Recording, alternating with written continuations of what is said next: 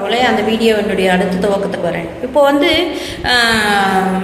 பெரும்பாலும் என்னன்னு பார்த்தீங்கன்னா, பவளமல்லி மரம் வாசலில் வைக்கிறோம் இல்லையா, அது அகலமாகவும் வராது, அதே சமயம் ரொம்ப பெரிய என்ன சொல்கிறது கிளைகளையெல்லாம் விடாது. அது அழகாக ஒரே கோம்பாக வரும், அழகாக வரும். இவ்வளோதான் அதனுடைய தடிமனே, இவ்வளோதான் வரும். இதனோட இதுக்கு கூட உங்கள் வீட்டுகள் வாசல்களில் ஸ்பேஸ் இல்லைன்னா நீங்கள் சொந்த வீடு கட்டி பிரயோஜனமே இல்லை, சரிங்களா? அது வாசலில் வந்து என்ன சீசனுக்கு தான் அவ்வளோ இலைகள் உதிரும். மற்றபடிக்கு உங்கள் வாசலில் அப்படி கூட்டி விட்டுட்டு வந்தீங்கன்னா காலையில் அழகாக அந்த உதிர்ற பூ வாசலில் அவ்வளோ நல்லாயிருக்கும், நல்ல வாசனையான இதில் இருக்கும். அதே மாதிரி செம்பக மரம், அதை கடந்து போகும்போதே ஒரு 2 நிமிஷத்தில் அவ்வளோ அதெல்லாம் நம்மளுடைய மைண்ட் செட்டு வந்து ரொம்ப அழகாக கொண்டு போகக்கூடிய ஒரு சில விஷயங்கள். அதே மாதிரி என்ன சொல்கிறது, இப்போ செம்பக மரம் கூட கொஞ்சம் அகலத்தை கொஞ்சம் எடுத்துப்போம். ஆனால் ஒரு ஸ்பேஸுக்கான நம்ம ஒரு மரம் வைக்கிறோம் அப்படிங்கிற மாதிரி ஒரு ஸ்பேஸுக்கான இடத்த தான் அது எடுத்துக்கும், சரிங்களா?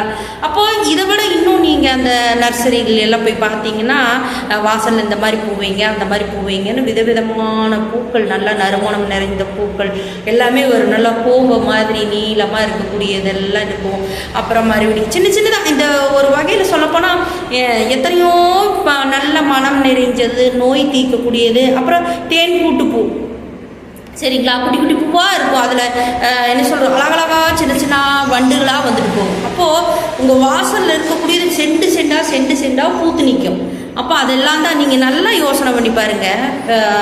இந்த அரளிக்கு முன்னாடி இருந்த ஒரு சீசனுக்கும் ஒரு இதுக்காக சொல்கிறேன் பாருங்க. எப்படின்னா, மார்கழி மாதம் பூ எல்லா இடத்துலையும் பறிக்க போவோம். ஆனால் எல்லா இடத்துலையும் பறிக்கும் போது என்ன பூ கிடைக்குன்னா அரளிப்பூ கிடைக்காது, அருகம்புல் கிடைக்கும். அருகம்புல்லை தாண்டினாக்கா செம்பருத்தி பூ நிறையா கிடைக்கும். செம்பருத்தி பூ தாண்டினாக்கா தேன் கூட்டு பூ நிறையா கிடைக்கும். அதில் வந்து ஒரு சின்ன சின்னதாக பிடுங்கி 21 புள்ளாறு 30 புள்ளாறுலாம் வைக்கும்போது நாங்கள் அது மேலே அழகாக அடுக்கி வைப்போம். அப்போ அந்த பூக்களை பறிக்கும்போது அது கையில் படுறதுனாலையோ அந்த கையை நம்ம வாயில் வைக்கிறதுனாலையோ யாருக்குமே எந்த ஆபத்தும் பெரும்பாலும் வந்ததில்லை. இதெல்லாம் அந்த காலத்தில் ரொம்ப காட்டு ஓரங்களில் ரொம்ப வெட்டார வெளியான இடங்களில் வச்சப்போ இது ஒரு மதில் செவரு மாதிரி சைடில் வச்சாங்க, வாசலில் வைக்கல, சைடில் வச்சு முன்னாடி தட்டி வச்சாங்க. அப்போது ஏதோ ஒரு விஷயத்துக்காக அவங்க வச்ச அந்த ஒரு விஷயம் இன்னைக்கு ஃபேஷன் ஆகி வாசலில் எல்லாத்து வீட்டு முன்னாடியுமே அரளி இருக்குது. ஆச்சா, அதனால உங்களுக்கு ஏற்படக்கூடிய நெகட்டிவ் தாட்டு இதெல்லாம் வந்து நல்ல நேரம் இருக்கும்போது தெரியாது, கெட்ட நேரம் வரும்போது அது ஒட்டுக்கா நம்மளுக்கு பல பிரச்சனைகள் கொண்டு வரும். சரி, இது ஒரு பாயிண்டில் அரளியை பற்றி நான் சொல்லிட்டேன். இன்னும் அரளி சார்ந்த மாதிரி இருக்கக்கூடியதும் வாசலில் வைக்கிறாங்க. நீங்கள் கொஞ்சம் ஜாக்கிரதையாக நர்சரியில் கேட்டு முடிஞ்ச வரைக்கும் மலர் மனம் நிறைந்த சின்ன சின்ன மரங்களை அழகாக உங்கள் வீட்டு முன்னாடி வச்சு மேலும் உங்களுடைய ஆரோக்கியத்தை மேம்படுத்திக்கிங்க. இது ஒரு விஷயம். இன்னொரு விஷயம், சுற்றி போடுறது. எப்படி அழகாக சுற்றி போட்டுடலாமா? ஞாயிற்றுக்கிழமை சுற்றி போட்டுடலாமா? வியாழக்கிழமை சுற்றி போடலாமா? எப்படி சுற்றி போடலாம்? யானைக்கண்ணு, பூனைக்கண்ணு, நாய்க்கண்ணு, நரிக்கண்ணு, வந்தவங்கன்னு, போனவங்கன்னு, நின்னவங்கன்னு, நடந்தவங்கன்னு, தாய்கண்ணு, தாப்புங்கன்னு அப்படின்னு சொல்லி ஒரு லிஸ்ட்டே எடுக்கணும். எத்தனை சுற்று?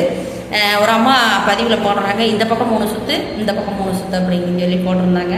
பட் வந்து ஒவ்வொருத்தருடைய பழக்கம் ஒவ்வொரு மாதிரி இருக்கும். எல்லாத்தையுமே என்ன சொல்கிறது எடுத்துக்கிட்டு குறை சொல்கிறப்போ இல்லை, எல்லாத்தையும் என்ன சொல்கிறது ரொம்ப உங்களதை விட நம்மளது தான் ஜாஸ்தி அப்படிங்கிற மாதிரியெல்லாம் இல்லை.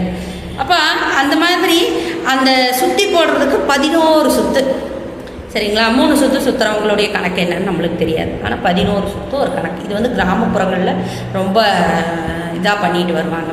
இப்போ இதனுடைய சுற்றுகளுக்கு வந்து இந்த 11 சுற்றுக்குள்ளேயே எல்லாமே வந்துடும்.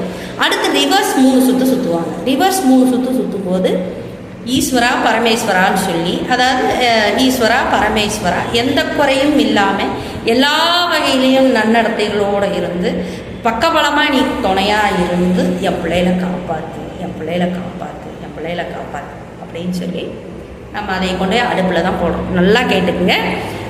நெறி சுற்றுன உடனே அதில் வந்து சீமாத்து குச்சி போடுவாங்க, உப்பு கொஞ்சம், கல் உப்பு கொஞ்சம் போடுவாங்க, 5 வரமிளகா போடுவாங்க, கொஞ்சம் கடுகு போடுவாங்க, வெண்கடுகு போடுறவங்களும் இருக்கிறாங்க, நம்ம தாளிசத்துக்கு போடுற கடுகு போடுறவங்களும் இருப்பாங்க, சரிங்களா? அப்போ சீமாறு, வீட்டு வாசல் மண், அப்புறம் அதில் ஒரு சிலர் அவங்க வீடு ரோட்டு மாதிரி இருந்துன்னா அந்த இடத்துலையும் கூட்டி அதுக்குன்னே மண் வச்சுருப்பாங்க, அந்த மண், அப்புறம் உப்பு, வரமிளகா. இப்போ இதை 5 வகையான ஐட்டத்தையும் ஒரு சின்ன படியில் போடுவாங்க. படி வந்து காசு குணம் அழுக்கிறப்போ இல்லை நெல் தானியங்கள் அணக்கறக்கு இருக்குதோ இல்லையோ சுற்றுறதுக்கு அந்த படியில் தான் போடுவாங்க, படியில் தான் சுற்றுவாங்க. சரிங்களா? அந்த படியை வச்சு அவங்க 11 சுற்று இப்படி சுற்றி மறுபடி ரிட்டன் இப்படி 3 சுற்று சுற்றி 3 தடவை ஓங்குனதை கீழே இறக்கி வைப்பாங்க. சரிங்களா? அதை கொண்டுட்டு நம்ம போகிறக்குள்ள இவங்க உட்காந்துருக்குறவங்க இடம் மாதிரி உட்காந்துக்கணும். ஏன்னா திருப்பி போனது ரிட்டன் வந்து அந்த இடத்துல பிடிச்சிடக்கூடாதுங்கிறதுக்காக அவங்க நகர்ந்துருவாங்களா. அதை கொண்டு போய் என்ன செய்வாங்க, அடுப்பு கனல் நைட் நேரம் எல்லார் வீட்லேயும் அந்த சூழலில் அடுப்பு இல்லாதவங்க வீடே கிடையாது. அப்போ அந்த எல்லாம் போய் அமுசடங்கி படுக்கிற நேரமாச்சா அதை அதில் போட்டுருவாங்க. அப்போ இந்த கனலில் அது அப்படியே கருகி இதாகிடும். இல்லைன்னா வெளியில் அடுப்பு போட்டு வச்சுருப்பாங்க, தனியாக ஒரு 3 கல் வச்சு ஒரு சுடுதண்ணி வைக்கிறதுக்கு அங்கே கொண்டு போய் போட்டுருவாங்க.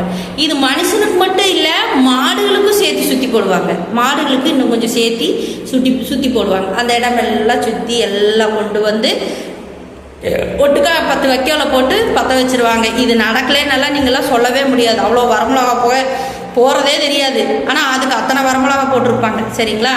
அதுக்கப்புறம் வந்து வாசலில் நிலவாசப்படியில் கட்டும்போது வரமிளகாய் தான் கோர்த்தாங்க. 11 வரமிளகாய் கோர்த்து அதில் எலுமிச்சை மேலே கட்டி ஒரு கறிக்கட்டையும் கட்டுவாங்க. சரிங்களா? கட்டி அதை வந்து வாசலில் இன்னைக்கு எல்லாருமே பச்சை மிளகாய் கோர்த்து வச்சுருக்குறாங்க. எனக்கு அது புரிய மாட்டேங்குது. நீங்கள் சீசனுக்கு தகுந்த மாதிரி மாறுறீங்களா இல்லை என்ன சொல்கிறது, சில விஷயங்களை ஏன் இப்படி பண்ணுறோம் அப்படிங்கிற மாதிரி. ஏன்னா அது எத்தனை நாள் ஆனாலும் நம்ம கழட்டுற வரைக்குமே அந்த வரமிளகாயினுடைய தன்மை அது அப்படியே புரிஞ்சுதுங்களா? ஆனால் அதே வந்து இந்த பச்சை மிளகாயோட தன்மை இவங்கெல்லாம் என்னன்னா எல்லாருமே நீங்கள் வியாபாரத்தை தான் பார்க்குறீங்க. புரிஞ்சுதுங்களா? அப்போ அந்த ஒரு இது மட்டும்தான் பார்க்குறீங்க. சரி, எல்லாரும் வெள்ளிக்கிழமை கழட்டி போடுறாங்க. எனக்கு அதில் கொஞ்சம் உடன்பாடு இல்லை தான். என்னென்னா அது ஒரு திருஷ்டியை நீங்கள் எடுக்கிறதா இருந்தாலும், ஒரு திருஷ்டியினுடைய சூழலை நீங்கள் கழிக்கிறதா இருந்தாலும் ஞாயிறு வியாழன் தான் பெஸ்ட்டு. அதில் நீங்கள் செய்து பாருங்கள். ஏன்னா ஒரு விஷயத்த நான் ஏதோ ஒரு விஷயத்த நடுவில் வந்த ஒரு விஷயத்த இறுக்கமாக பிடிச்சிருக்கும் போது பழமையான விஷயத்த சொல்லும்போது இதை விட மாட்டாங்க. பொதுவாக தொடர்ந்து குடிகாரனாக இருக்கிறவனை நிறுத்தி அவனை ரொம்ப நல்லவனாக மாற்றிட முடியும். ஆனால் நடுவில் திருட்டு வேலை பழகினவன் அல்லது ஒரு குடிகார வேலை பழகினவன், தீய பழக்கம் பழகினவன் யாராக இருந்தாலும் அவனை தயவு செய்து காலத்துக்கு அவன் சாகிற வரைக்கும் அவனை திருத்தவே முடியாது. அந்த மாதிரி தான். சரிங்களா? அப்போ இதை நான் சுற்றி போடுறதுக்கான நாளும் ஞாயிற்றுக்கிழமை தான், சுற்றி போடுறதுக்கான நாளும் வியாழக்கிழமை தான். இப்படி இந்த 2 நாள் வந்து ரொம்ப ஸ்பெசிஃபிக்காக கொண்டு வந்திருந்தாங்க. சரியா? மித்த நாளெல்லாம் பார்த்திங்கன்னா திங்கக்கிழமை நெடுநாள், சோமவாரம் அப்படின்னு சொல்லி சொல்லுவாங்க. செவ்வாய்க்கிழமை மகாலட்சுமிக்கு உகந்த நாள்னு சொல்லுவாங்க. புத பகவானுக்கு உகந்த நாளுன்னு மட்டும் இல்லாமல் புத்தி, யோசனை, ஒரு நல்ல காரியம் அல்லது ஒரு தீபத்தினுடைய இதுக்கு கொஞ்சம் பிரத்யேகமாக பூஜை பண்ணுறது, இந்த மாதிரி எல்லாம் ஒரு இது. இந்த வியாழனும் என்ன சொல்கிற இந்த ஞாயிறும் இது பண்ணாங்க. அப்புறம் வெள்ளிக்கிழமை சொல்லவே வேண்டாம், எல்லா தெய்வங்களுக்குமே ஒரு குறிப்பிட்ட ஒரு பூஜைகள்லாம் பண்ணுற நல்லா இருந்தது. சரி, அதுக்கு அடுத்தது சனிக்கிழமை பெருமாள் உகந்த நாள். இப்போ இந்த ஞாயிற்றுக்கிழமையும் இந்த வியாழக்கிழமையும் நீங்கள் குலதெய்வ வழிபாடு தொடங்குறதா இருந்தாலும் பண்ணலாம். குலதெய்வம் சார்ந்த ஏதாவது ஒரு விஷயங்கள் பண்ணுறதா இருந்தாலும் இந்த வியாழனில், இந்த செவ்வாயில், ஞாயிற்றுக்கிழமையிலெல்லாம் பண்ணலாம். ஏன்னா குலதெய்வத்துக்கு ரொம்ப பிரத்யேகமான நாளுன்னு சொன்னால் ஞாயிறும் செவ்வாயும் ரொம்ப இது.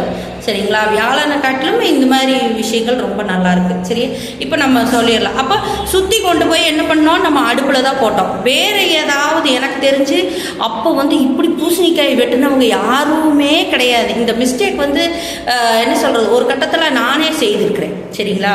அந்த எப்படின்னு இன்னொரு நாள் அது ஒரு வீடியோவாகவே போடுறேன், அந்த தவறு என்ன செஞ்சேன்னு. அப்போது இது வந்து அடுப்பில் போட்டு அது சாம்பல் ஆயிடும். காலையில் எந்திரிச்ச உடனே அடுப்பு சாம்பல் வலிப்பாங்க. அடுப்பு சாம்பல் வலித்த உடனே கொண்டு போய் அவங்களுக்குன்னு இருக்கக்கூடிய உரக்குப்பமேடு இருக்கும். அவங்க வீட்டில் எல்லாத்து வீட்டுகள்லையுமே உரக்குப்பமேடு இருக்கும். அதில் கொண்டு போய் கொட்டிடுவாங்க. குப்பை என்ன செய்யும், பெருகும். அப்போ இந்த திருஷ்டி எல்லாம் கழிஞ்சு என்ன செய்யும், கலந்து வெளியில் போயிடும். இது வந்து திருப்பி அங்கே போடும்போது குப்பைகள் பெருகும். அப்போ அவங்களுக்கு வந்து திருஷ்டியும் வெளியில் போயிடும். அதே சமயம் அந்த திருஷ்டிக்குன்னு ஒரு தன்மை செல்வாக்கையும் உள்ளே கொண்டு வரும். என்னன்னா அது அந்த திருஷ்டியை கழித்து யாருடைய பாதமும் படாமல், அதே சமயம் அது சீப்போ அப்படின்னு சொல்லி ஒரு உதாசீனப்படுத்தாத ஒரு சூழ்நிலையில் அது கருகி சாம்பலாகி நம்ம குப்பையாக சேர்ந்துருது. சரிங்களா? நல்லா தெரிஞ்சுருக்கு. இங்கிருந்து தான் இன்னொரு விஷயத்தை நான் உங்களுக்கு சொல்ல வரேன்.